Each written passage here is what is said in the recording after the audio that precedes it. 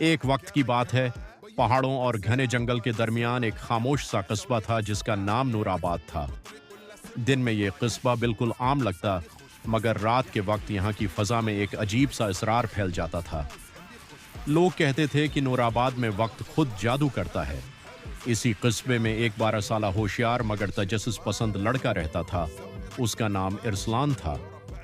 ارسلان کو پرانی چیزیں، کہانیاں اور راز بہت پسند تھے۔ اس کے دادا مرحوم کہا کرتے تھے، بیٹا، ہر جادو روشنی کا نہیں ہوتا، کچھ جادو سائے میں پلتا ہے۔ ایک رات ارسلان کو اپنے دادا کی پرانی الماری میں ایک عجیب سی چمکتی ہوئی ساعت کلاک ملی۔ وہ عام گھڑی جیسی نہیں تھی، اس کے کانٹے نیلے رنگ کی روشنی چھوڑ رہے تھے اور اس پر عجیب و غریب نشانات بنے تھے۔ جونی ارسلان نے اس ساعت کو ہاتھ میں لیا، پورا کمرہ ہلنے لگا۔ ٹھک ٹھک